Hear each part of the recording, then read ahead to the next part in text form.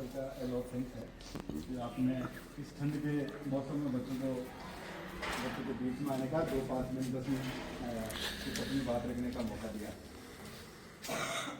मैं जैसा कि बता दिया तो यहाँ पर आकर के संकीर्तन सर से जो बात हुई, रामदेव जी सर से जो बात हुई, मुकेश जी सर से जो बात हुई, तो यहाँ पर आकर के मोटिवेशन देना मुझे लगता है कि सूरज को दिया दिखाना है।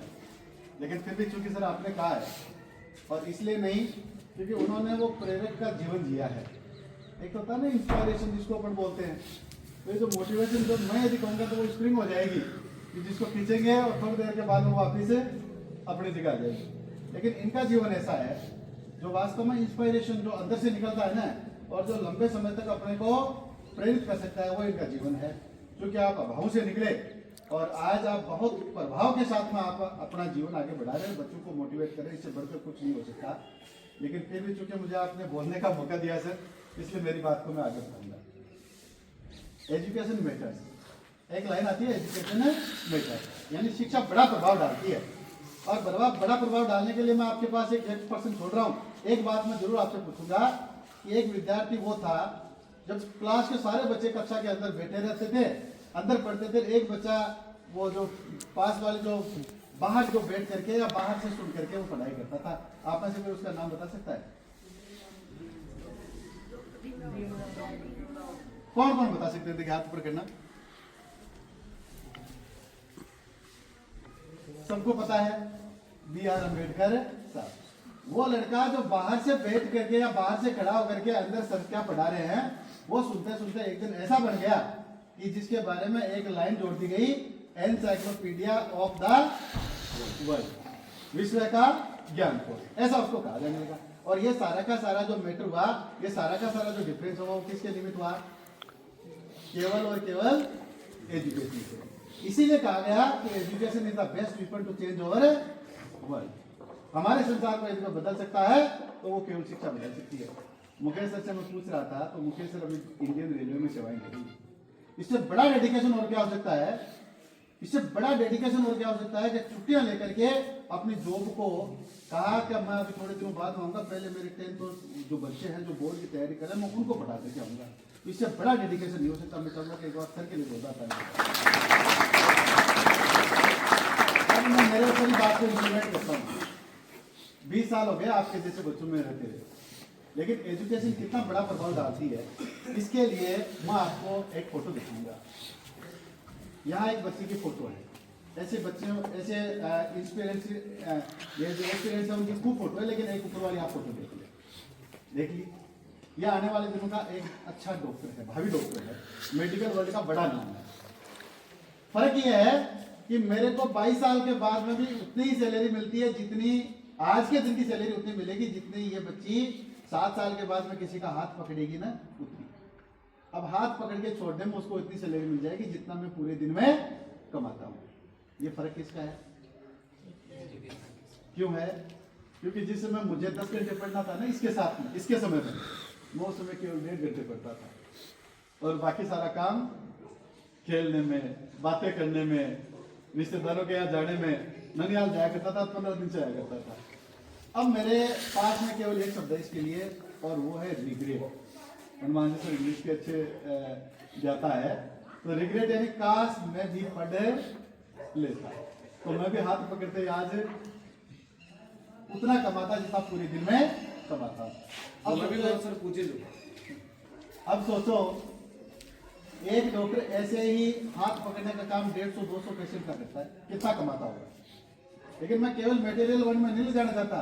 मैं ये कह सकता हूँ कि जिस प्रकार से इस बच्ची का 2 साल का मैंने रूटीन देखा ना, और रूटीन केवल यही था जो रूटीन मैं कल शाम से आपका देख रहा हूँ, जो रूटीन मैंने कल शाम से आपका देखा वही रूटीन इस बच्ची का था। एक भी दिन घर नहीं गई, संडे हो चाहे मंडे, उसने कभी उसमें डिफरेंस नहीं देखा। होली पड़ती है, दिवाली होती है, कभी मामा का फोन आ रहा है, कुछ नहीं, बड़ा फोन था ही नहीं, सब कुछ अभाव में रहते हुए इस बच्ची ने 2 साल निकाले। 12th के साथ में ये बच्ची नीट क्रैक कर जाती है और डॉक्टर बन जाती है। केवल और केवल आपके रूटीन को देखकर मुझे याद आया कि मैं इस बच्ची की तस्वीर आपको दिखाऊं, क्योंकि कई बार क्या होता है बिना टारगेट के बिना आदमी मेहनत नहीं करता है ना। अभी भी मैं जब सुबह पूछ रहा था, मैं वो 2-3 बच्चों के नाम भूल गया सर, रामदेव जी। तो हाँ, तो उस बच्चे ने कहा कि मैं तो 95 लाना चाहता हूँ, एक बच्चे ने कहा मैं 80 लाना चाहता हूँ, एक बच्चे ने कहा मैं 97 लाना चाहता हूँ। तो ये जो टारगेट है ना, वो आपको कहीं ना कहीं मोटिवेट करता है। और मैं तो ये कहता हूँ सर, साइकोलॉजी कहती है, साइकोलॉजी नहीं, हमारा नागौर में ये कहा जाता है कि आपके पड़ोसी यदि आपके बारे में कहने लगे ना, पड़ोसी, घर वाले नहीं, घर वाले तो आप चाहे बुरे हैं तो और अच्छे हैं तो वो ये कहेंगे कि भाई अच्छा है, लेकिन आपके पड़ोसी यदि आपको कहने लगे कि भाई ये बेटा तो या ये बेटी तो इंटेलिजेंट है, इसका मतलब आपको आगे बढ़ने से कोई रोकने वाला नहीं है। और ये बात यहाँ हो रही है। तो आपके सामने जो टारगेट था ना, वो मुझे वास्तव में अभिभूत हो रहा था, या मुझे गर्वों की महसूस दिला रहा था कि हमारे क्षेत्र से मुकेश जी, शंकर जी और रामदेव जी जैसे त्रिवेणियां आती है और इन बच्चों को इतना मोटिवेट कर जाती है। ऐसे क्षेत्र में जहाँ एजुकेशन को थोड़ा कम महत्व दिया जाता है, एग्रीकल्चर को, ये सरसों को, चणों को, इनको ज्यादा महत्व देते हैं। ऐसे क्षेत्र में आकर के यदि कोई बच्चा 97 का सपना देख रहा है, इसका मतलब हमारी छलांग और हमारी जो ये जो जंप है ना, वो बहुत दूर तक जाएगा।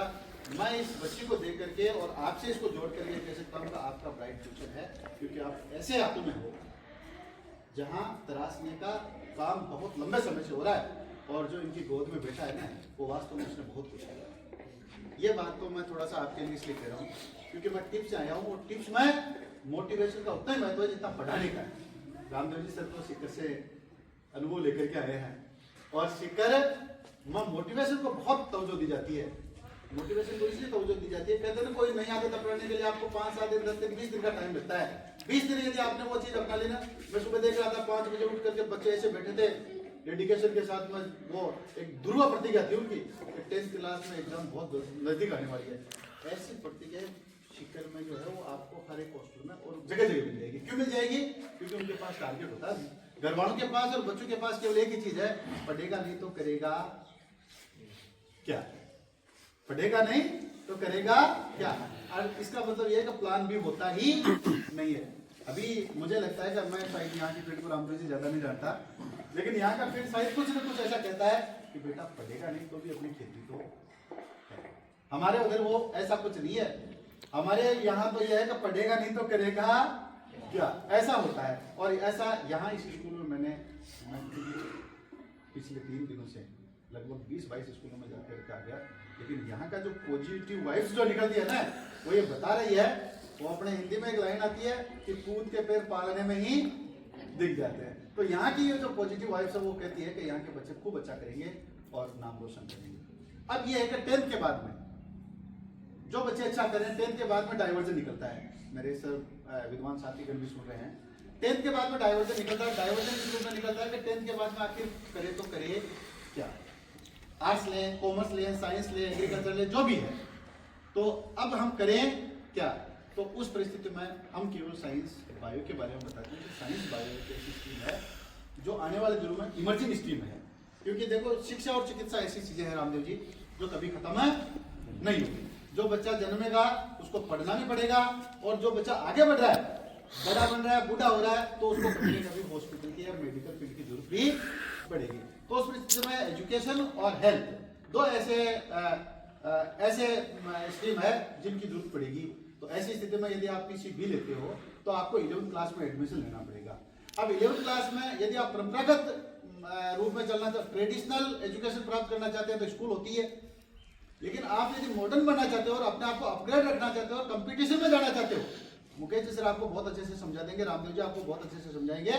यदि आप कंपटीशन में जाना चाहते हो तो आजकल पास करने के लिए कोई नहीं पढ़ता, आजकल पढ़ते हैं नौकरी लगने के लिए। और नौकरी लगने के लिए कॉन्सेप्चुअल स्टडी करनी पड़ती है, और कॉन्सेप्चुअल स्टडी करने के लिए आपको 8-10 घंटे पढ़ना, उसका DPP तैयार करना, उसका डाउट पूछना, फिर माइनर मेजर टेस्ट देना, ये सारी चीजें जो है वो समेकित होती है। और ये काम होता है फाउंडेशन, इसमें होता है फाउंडेशन। और फाउंडेशन जो है ये नीट और JEE की तैयारी करने वाले ही इंस्टीट्यूट प्रोवाइड करवा सकते हैं। कई बार स्कूलों में भी आगे नाम जोड़ दिया जाता है तो वो करवा सकते हैं। वो काम जो है वो हमारी इंस्टीट्यूट टिप्स करती है, Tagore institute of professional study. तो यदि आप बायो लेना चाहते हैं तो आप सर से भी पूछना, तो आप निश्चित ही फाउंडेशन में जाएं और फाउंडेशन में आप करें। यदि आप सर के माध्यम से हमारे पास तक आते हो तो हमारा भी मनोबल थोड़ा सा बढ़ेगा और आपको भी एक अच्छा माहौल मिलेगा। कई बार क्या होता है, बाहर जाने से बच्चों में एक रूपांतरण जो आता है ना, वो रूपांतरण जो आता है वो कई बार बच्चे को हो सकता है डिरेल भी कर दे और हो सकता है अपग्रेड भी कर दे। वहां जाने के बाद में एक नया संसार खुल जाता है। तो गांव के जो बच्चे निकलते हैं ना, वो शहर में जाकर के शहर की चकाचौंध में कहीं ना कहीं खो जाते हैं। तो ऐसा नहीं है, उच्चमन आपका अच्छा जाना पहचाना भेद है। तो मैं तो आपको फिर से माँ सरस्वती से ये कामना करते हुए कि क्योंकि पहला ही रिजल्ट विद्यालय परिवार देने जा रहा है, पहला रिजल्ट ऐसा आए कि जैसे वो कहते हैं ना धूमकेतु टूटे हैं, ऐसे खूब वो बरसात हो रिजल्ट की और रिजल्ट में अच्छे परसेंटेज की, क्योंकि स्कूल के साथ जो है ना वो रिजल्ट बता देता है। और हमारी साइकोलॉजी तो ये कहती है कि आंकड़े कभी झूठ बोलते ही नहीं है। आपके और मेरे कहने से कुछ नहीं होगा, लेकिन आंकड़े जो है वो सब कुछ बयां कर देते हैं। और ये बात मैं जब वापस दोबारा इस स्कूल में विजिट करूँ ना, तब ऐसा लगेगा हाँ वास्तव में पहला ही रिजल्ट है। और अप्रत्याशित और यहाँ के आसपास में जिस प्रकार की आपकी मेहनत जो है वो वास्तव में बता रही है कि आपका रिजल्ट बहुत शानदार रहेगा। और आने वाले दिनों में एक अच्छा अपन ये विजयोत्सव के साथ में फिर से रूबरू हो, इस उम्मीद में मैं मेरी बात को यही विराम करूंगा। मैं पुनः हनुमान सर को धन्यवाद दूंगा कि आपने मेरे को बुलाया, शंकर जी सर को और मुकेश जी सर को, रामदेव जी सर को, कि इतनी हॉस्पिटलिटी के साथ में रात में रखा